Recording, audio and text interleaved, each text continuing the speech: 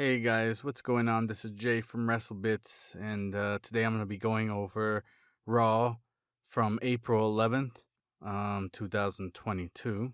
That's what we're in, and we're just talking about a little bit about what went on and what happened, what I think, what I saw, what I feel about who's wrestling in the matches, and how the promos went. Speaking of promos, we started with the promo of Cody Rhodes and Miz.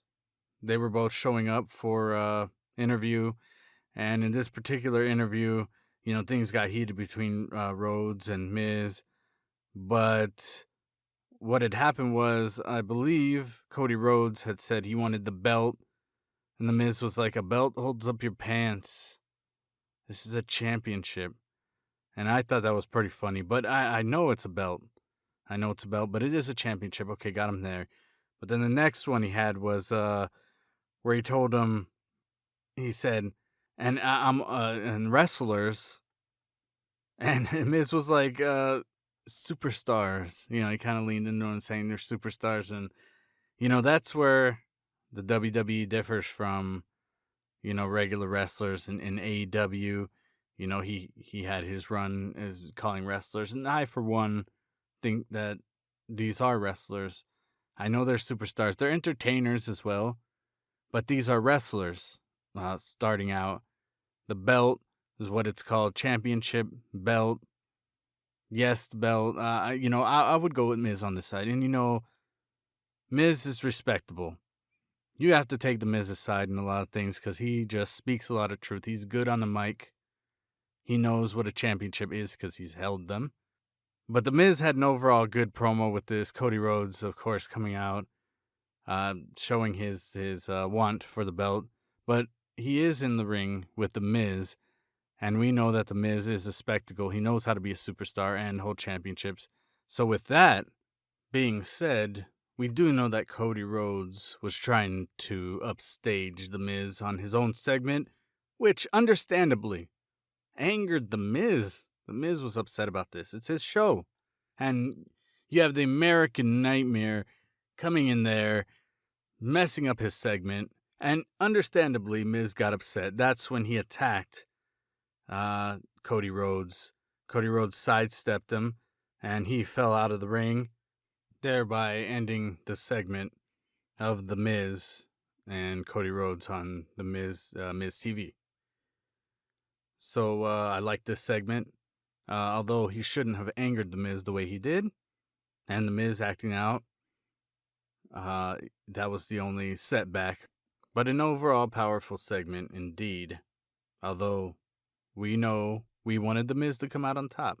Well, at least I did.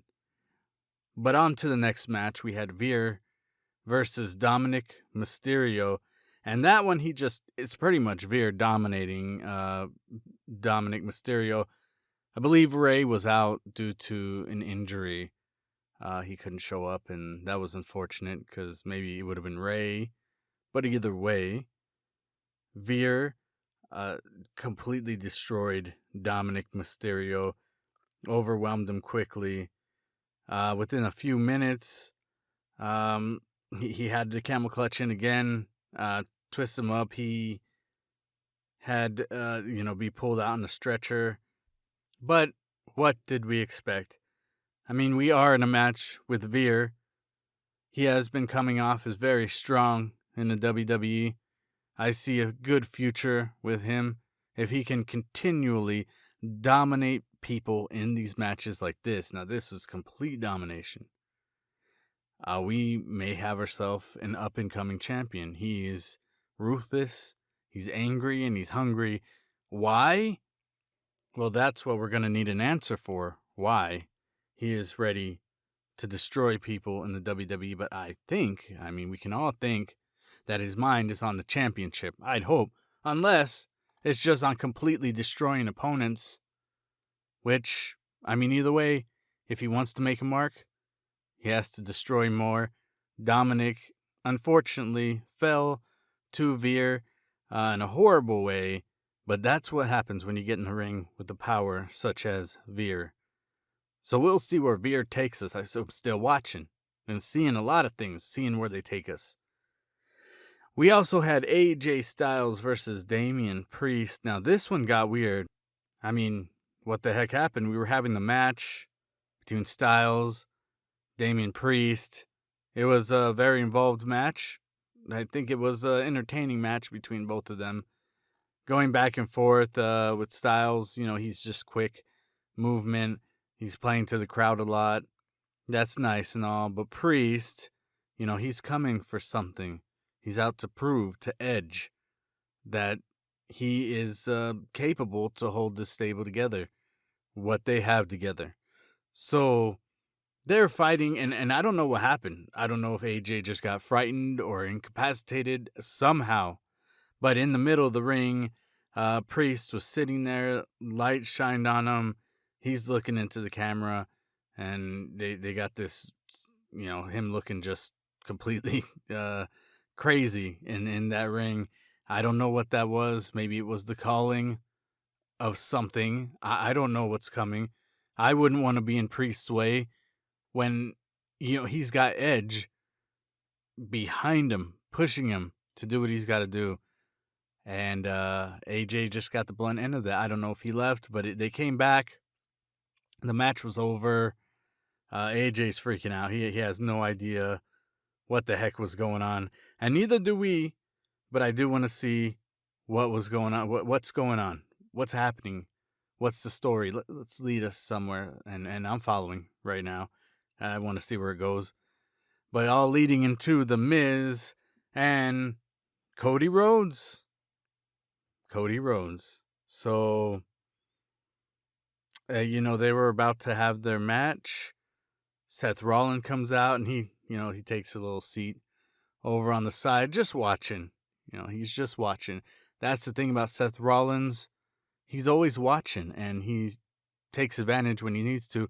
I remember when Seth Rollins took advantage of getting the belt. He was the Money in the Bank at that point, but he knows how to watch.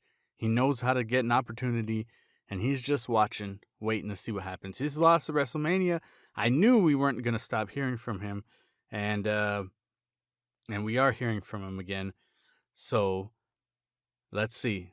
let's see what happens, because in this match, Rhodes and Miz, they were going at it as Rollins watching from the outside. Now, he had a good view of a spectacular match, although there was the Cody Rhodes was reversing a lot of the Miz's moves, which was pretty neat. You could see him going back and forth. The Miz got him a couple times too.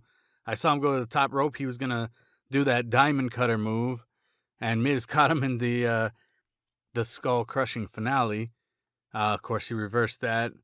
A lot of back and forth with that. And after they hit a few of their moves, it was Cody Rhodes for the clean victory over The Miz. Fortunately, The Miz, he does have a great in-ring presence. But I think with people not having enough faith in The Miz, it's a problem. Everybody was behind Cody, and that's the problem, because The Miz can shine, but he needs enough people behind him. Everybody treats him like he's acting out or being weird, and he's just one to prove it. I mean, he's a star himself. I mean, he knew. He even fixed Cody's remark about being wrestlers. He's a superstar. He is a superstar. He has TV shows. He has deals galore. So we're talking about The Miz here. But he does win with the Crossroads. And Rollins came in as he was celebrating, but he didn't attack. He was out to talk about what Cody had said about the rematch, and Rollins said he wanted the rematch, and Rhodes accepted. I don't know. He's been in here, and he's been doing some good matches. He's been winning some matches, but, I mean, to face Rollins again at his optimal level, when this time he knows who his opponent is and has studied you, I think Cody Rhodes is getting a little bit too far in his element. He thinks that he's got it here. He understands it, but you going up against something like Seth Rollins. Seth Rollins is a great in-ring performer. He can read his opponent very well. It can be manipulative when he needs to be. I mean, you got to get over. You have to beat your opponent, and that's what Rollins does. So Cody Rhodes may be a little deep in here with just that open challenge to Seth Rollins to face him again. We'll see if Cody Rhodes comes out on top. But I'm thinking Seth Rollins probably has got his number. This is where we move on to Liv Morgan versus Naomi. Liv Morgan had a match against Sasha Banks on SmackDown of last week where she won. This time she's facing Naomi. And I don't know why Liv has to fight so many of these matches on her own. I mean, she already proved it against Sasha. Now she has to fight Naomi. Naomi takes the win over Liv, but I feel like they're pushing Liv a little bit too much. She has proved herself that they need this rematch, and why is she facing Naomi again when she shouldn't have to? But she's strong. She wants to prove it herself, so let her prove it. But this time Naomi came out on top. Now, what's going to happen from here? We haven't heard from Ripley yet. When we do, or if we don't, I believe we have a match between these two for the title, because Liv had solidified that win. So that match was a good match. Pretty fast paced, with Naomi taking it. And yeah. Also, there was a segment in there, and I have to apologize. I need to apologize to Kevin Owens. Kevin Owens, I'm sorry. Last week I said that Ezekiel was Elias's younger brother, and I was incorrect. Because Kevin Owens, I stated that he said that he was not the younger brother. I believe I was backwards on that. And what Kevin Owens was saying is that he is lying. That Elias is trying to pose as this Ezekiel. And I agree with Kevin Owens. He had some strong points. He doesn't understand why people think that this is the younger brother when clearly this is Elias. This is Elias. I looked at him. I had to go back because when I remembered what Kevin Owens said, I went back and I looked. And yes, it's gotta be. It's gotta be Elias. I don't know why people are trying to pretend like this is his younger brother when we can see that's Elias in there. Now I know he's trying to say that he's with his brother. We have pictures on his on Twitter showing that he's with his brother, but I'm not buying it. And I don't think anybody else is. And if we were smart, we would listen to Kevin Owens and what he says. He's trying to tell us the truth, and we're getting backhanded by this Ezekiel criminal telling us that, lying to us, telling us that he's not Elias when we can see it. So I have to apologize for thinking that he was the brother. No, that's not the case. But now I'll continue on with Almost came out with Lashley came out to the ring in the VIP lounge, and MVP was not out there, but after some talking, he said like, yeah, you said you didn't need me. You said I made you, and yes, before MVP, Bobby Lashley really wasn't picking up too well, but then he did start gaining momentum, becoming stronger, and a manager that manages these superstars, they tend to think that they're not doing anything. When they build them up, they give them the confidence and push them forward. And Bobby Lashley he's too into himself now.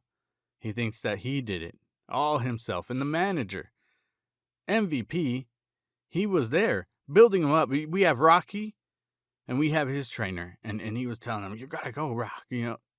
That hyped him up. Without that hype man, there's nothing. You have Tyson, who had lost, I believe, his manager when the whole thing was going on in his life, when his mother and he lost his manager and he went down too. And everybody has their point. You could tell MVP was very upset about this, and Lashley should give him more credit to what he's done. His helping of Lashley becoming where he is. Yes, he's the muscle, but there's always the brains. And when Almost came out, Almost came out, he was just upset. He was throwing stuff around the ring, but can you blame MVP for saying that Almost is a new monster who's going to take over the WWE? I mean, I would throw my lot in with the big monster, especially if I'm being mistreated the way he has been from Bobby Lashley. So, I mean, we can all see it. You could see it. I could see it. We all see it. And I don't see how anybody else could see it any other way. So MVP had every right to do what he did. Lashley's upset. So be it. He brought this on himself. Sorry to say. But let's see what happens when you face the monster that is Almost.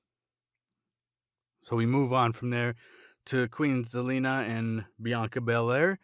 In this match, Bianca won it. Hey, she threw Zelina around quite a bit. Zelina is a smaller wrestler. She uses her speed and agility to get in when she needs to. But in this case, Bianca was just too strong and too fast. And she beat our queen, Zelina Vega, which that sucks. But, it is what it is. She is the strong, the EST, the best. She won it. I mean, she's proved that she's the women's champion for a reason, because she is the strongest over Becky Lynch, over anybody right now, so she's shining at the top. However, what had happened was surprising, as Sonya Deville came out and she was saying, hey,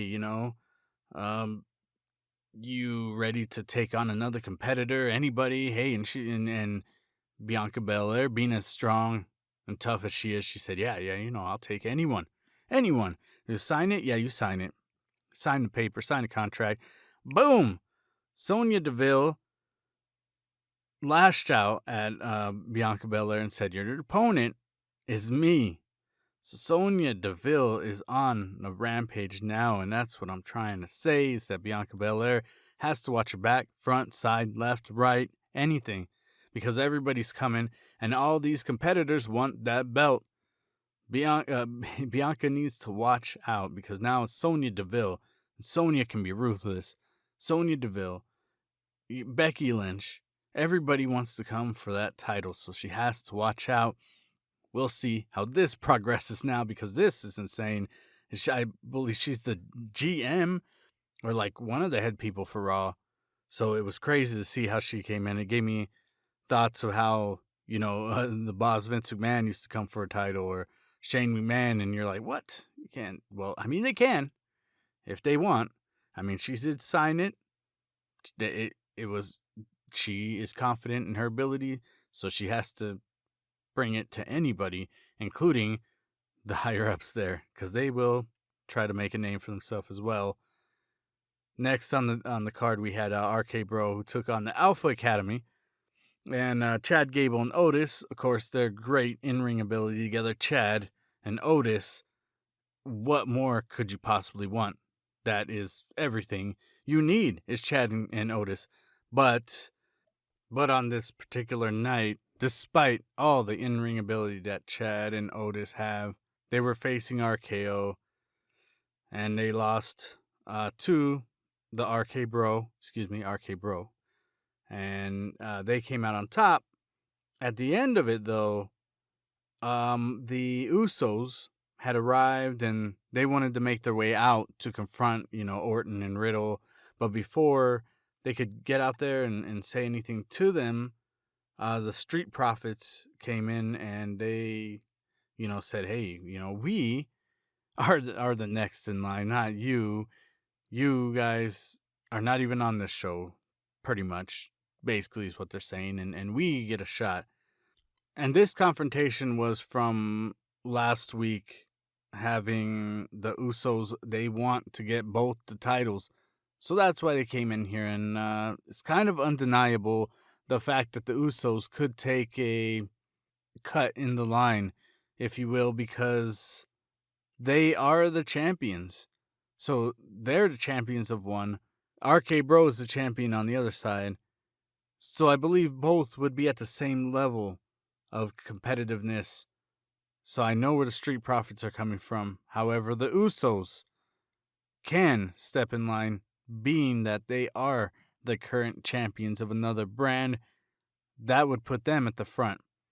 But the Usos, being as confident as they are in their ability to win, they took on the Street Profits that moment because they came out, to confront Orton and Riddle, RK Bro, and that led to this match between the Street Profits because they thought they got it. So the Usos, as the Usos are out to prove that they deserve it. And I like that they would prove that because they didn't have to. They could just literally step in line with those championships as a ticket to the front. However, they decided to prove it, and the Street Profits did not. They put up a fight. They didn't just lay down. They put up one heck of a fight. And even at one point, man, I swear Montez Ford is going to shoot out of the roof of one of these arenas one time because he just hit way up there and he just lands. It's incredible how much height he gets when he does that. However, on this particular night, with the hard-fought battle, as the Usos do, they came out on top. They won the match. We had Orton and Riddle the whole time sitting at ringside. They were watching the match as well, probably scouting out the competition. Randy Orton always does that as well. He watches, and he's good when he's on. But right now, this is a calmer Randy Orton than what we're used to. I hope the Viper can still sting and inject that venom when it comes down to facing the Usos, who want those championships, who need those championships, because Roman Reigns would not be happy if they lost. Another thing I would like to mention is that on this night, it was pretty amazing because we had Jerry the King Lawler. I haven't seen him in a while, and gosh, I miss the King. I miss him there. The way he talks, the way he gets involved in the match.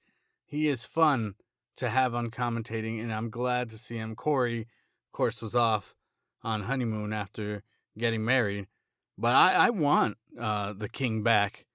I want the King back in action. I've missed him. I know we have JR on AEW. We could have the King here. Still, he adds some flavor to the commentating team, and I do want to see the King as a stable installment here.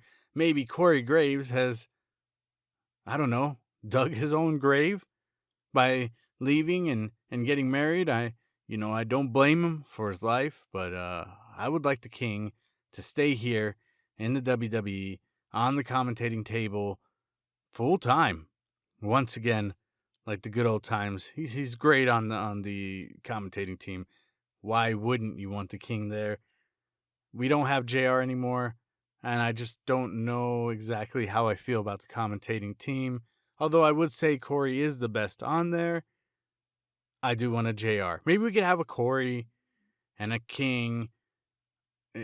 Corey and Jerry the King. I would like them both on there. So we'll see what they do with them. And of course, a small bit of AEW news towards the end.